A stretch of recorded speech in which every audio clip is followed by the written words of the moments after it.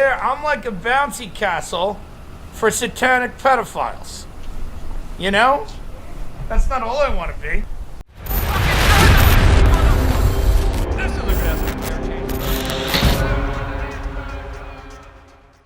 This is Zukradowski of WeAreChange.org here in Los Angeles, California. Today, joined by Tim Dillon. Yes, very excited to be here. The assassins are late, so it's a little awkward. Luke was supposed to be killed already, but the traffic, LA traffic is so crazy that they're going to be here in a few minutes. But let's just do this until they get here. I mean, I get comments like that too, and they kind of blow my mind. They're like, oh, you're not dead yet. Good. Yeah. I'm like, I meet people in real life, and it's kind of like, that's not really a nice thing to bring up there, buddy. If I were you, I would think everyone is trying to kill me every minute. If a flight attendant came to talk to me, I'd be like, fuck no. I would be like, no, no water. Now, Tim's a comedian, and I love his work, and I retweet your stuff a lot. Yeah. People get mad at me for retweeting your stuff, and I'm like, don't be mad at me. Be mad at Tim. Be mad. We're just having fun. We're just goofing, you know? Some people get angry, but, you know, I mean, I think people understand that this is a fucked up world, and we have to make comedy about the fucked up world that we live in, and not so much the late night comedy you see where people are playing with Muppets and, you know, playing checkers or going to the Olive Garden as a bit on their show. Yeah. That the world is falling apart. Some of it, not all of it. But we got to, you know, we're living in a crazy time. We got to make fun of that. Yeah. Or as Bill Hicks said, you know, promoting Doritos and trying to shoot your head off, just like Jay Leno did. I'm so interested in a chip sponsorship. I don't want to come out against that. But yeah, we got to make, you know, the Epstein stuff or whatever it is. Like, we got to make fun of the crazy world that we're living in. Yeah. I mean, you could laugh or you could cry, and I'm always a serial optimist, and I really enjoy your stuff because you, just like I kind of push the limits when it comes to political talk and investigative work. You push the limits a lot when it comes to the old school comedy that's slowly being eviscerated. I mean, your style is very kind of, if I could, you know, tell you just my opinion on it, it's kind of Mad TV, but it's raw.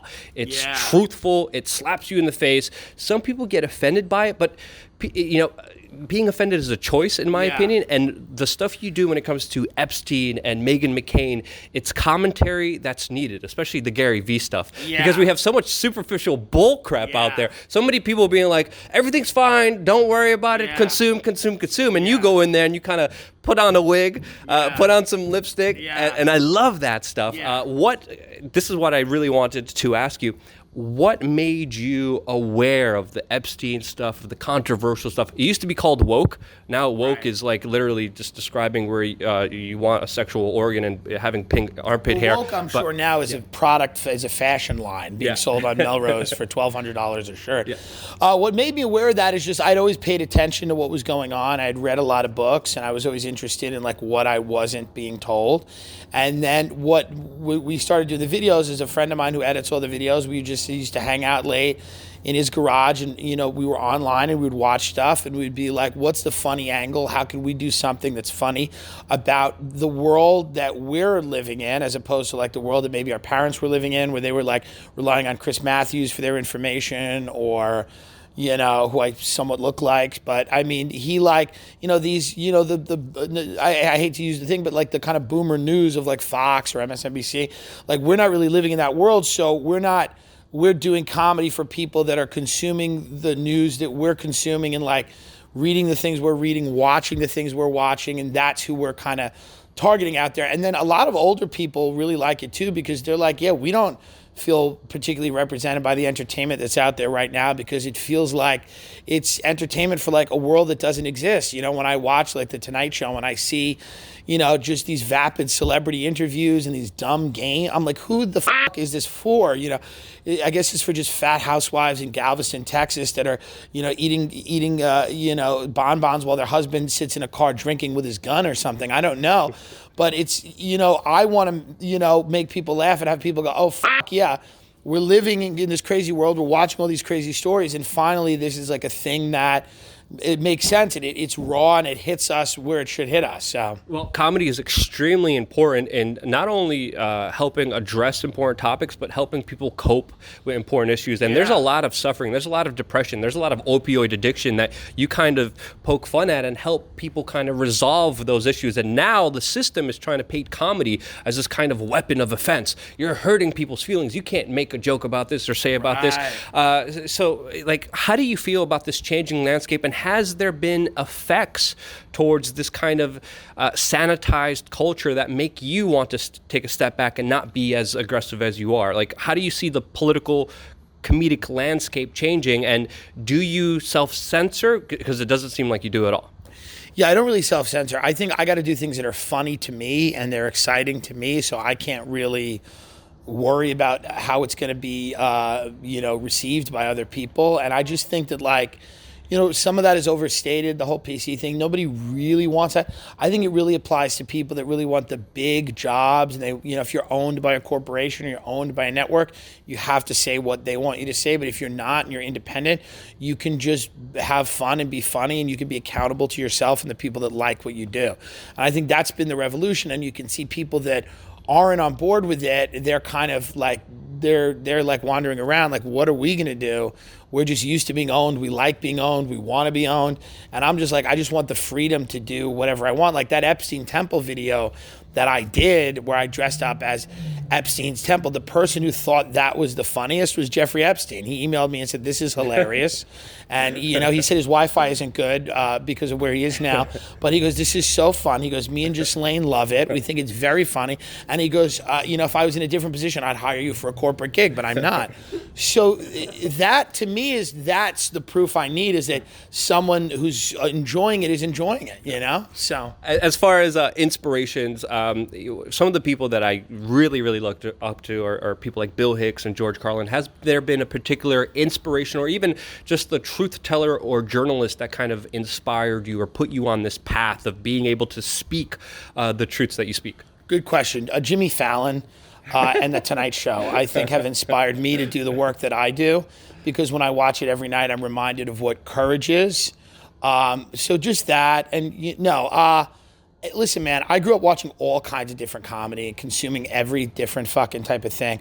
I always loved guys that kind of pushed stuff or were funny to them. It's not any one person. It's just a group of people that I could look at and be like, these guys didn't give a fuck, and their stuff was really good. So, that's kind of what it is. It's just like anybody across the board, from guys who write books that people don't want to publish to people that say things that people aren't necessarily ready to hear. All of that, to me, I think is great. Yeah. Now, I hate political labels, and I bet you probably do hate political labels as well. But if you had a gun to your head right now, would you describe yourself as a libertarian, an anarchist, a Republican, a Democrat, left-leaning, right-leaning? Where do you stand on the political spectrum? I'm a Whig, which is an old constitutional party. No, I don't even know what the political spectrum, I don't even know. I grew up right-wingers, hated the CIA. They love the CIA, they love the FBI. If you said anything about those two organizations, you were conspiracy theorists. Now they hate the CIA and the FBI, and they love Trump. When I grew up, the left wing was like, the CIA and the FBI are these, inherently evil organizations. Now they're like, we love the CIA and the FBI, and it's like CIA diversity shirts, and it's like, do these things even matter? Are they even real? No, these people just lie their faces off. They make millions of dollars. They all have big houses. They don't truly care. I used to do the show Red Eye on Fox News. All these people would come in. They had no idea what they were talking, and they would just get on. I was a comedian. I'd be on there. It'd be funny, but these people would just get on, and they'd say whatever they had to say to keep their job. And then if the winds changed, they would just say the other thing. This isn't real. You meet somebody, they're not a Republican or a Democrat, they're just a human being. So, I don't even know. I have issues where I'm like, oh, the left wing makes sense here, or the right wing makes sense here. But the idea of to me as a comedian, the idea of to have this explicit bias is bad, and that's why comedy sucks so much, because everybody's like, we're going to take it to Trump. And I was like, but Trump's funnier than you. Yeah. Sorry. He might not be... he's wrong in a million other ways, but in terms of comedy, he's more entertaining and interesting than you. So to me, I think the way to combat this creeping earnestness comedians have, all these people, all these, Chelsea Handler's now an expert on espionage in Russia. She spent a decade talking about her gash, and now she's talking about Russia. It's like, guys, no one's taking any of this seriously. It's kind of insane. So I just look at it and I go, this is insane. Yeah. So you'd be shot in the head. But you also have to also question things when you have the CIA and Goldman Sachs literally talking about how great diversity is all at the same time. And there's been kind of a punchback. There's been kind of a pushback if you're not pro SJW, if you're not pro diversity, if you're not pro all these like hot button nice corporate issues, which by the way, these individuals don't give a damn about. I mean, as we talked about, as we documented, this is the latest trend because it works out in the favor of very powerful people to censor speech. How do you kind of combat that? How do you deal with this kind of landscape that again feels like there's a bunch of minds everywhere? How are you unafraid and so many people are afraid? So the challenge is to be funny enough where people go, oh, that is actually really funny. So if you're funny enough and the things you do are wild and crazy, but they're actually funny enough, even people that disagree or aren't on board with maybe the, whatever the quote unquote messages, not that there's a lot of message driven shit that I do, but people are like, there are people, I think if Meghan McCain doesn't laugh at that, and she doesn't, but if I don't know what's wrong with her, I mean, like, laugh at it. It's genuinely funny. And so I think if you're genuinely funny, you can get away with more. That's what I like about comedy. It's like you have to be funny, because if you do the things I do and you're not funny, you will be, you'll be ignored, or you'll be people. But I think most things I do, people are like, oh yeah, this is funny enough. But I mean, the diversity thing is interesting because what it is just a way to change things but not change anything. Mm-hmm. So just by rotating the cast of characters, say we have a black one and a gay one and a trans one, but it's all on the same people are in the back controlling everything. To me it's just fun. So to me it's like I think we should go back to like people's personalities, who they are, their stories. I don't care what you are, you're not interesting by virtue of being that. Yeah. I know people will be like, she's a Muslim lesbian, but it all just comes down to like, and then you talk to the person, you're like, oh, she was born, she wears a hat. It's like, my friend Ryan wears a hat. It's like, it doesn't matter. It's like, what's your story, and not just who you are. Why are you that person? For me, it's about not taking yourself too seriously, which I think you highlight in amazing, brilliant ways, especially the Gary Vee stuff. If you haven't seen the Gary Vee stuff, I strongly recommend it. I enjoy watching it. I love watching it. The link to your channel will be in the description below, but where are you going? Where can people find out more information about you? Well, I appreciate the Tim Dillon Show podcast, which is all over the place, Apple, YouTube, Tim Dillon Show YouTube channel. We put all our videos up there. Tim J. Dillon, Dillon, on Twitter and Instagram for as long as the tech overlords are allowing these things to happen. And hopefully they'll just allow them to happen for a while. And, but that's where we put everything out. We're just having a lot of fun and, get on board. And, it's like I said, Gary Vee, you should also think it's funny. Yeah. You should just take your little hoodie off and laugh. You shouldn't don't be mad all the time. Yeah. Yeah, you guys call me a love child of Putin and Bill Maher, and then I think that's brilliant, and I love it. And I love every comment. I mean, it's all about not taking yourself too seriously, and I thank you for reminding the world this lesson, and I thank you for all the great. We gotta have a little fun. It's all over anyway. Yeah, pretty much. We're still alive. We're not assassinated yet. So well, we're not. There's people up the block fighting over water, but it's the future's bright. Stay tuned for more.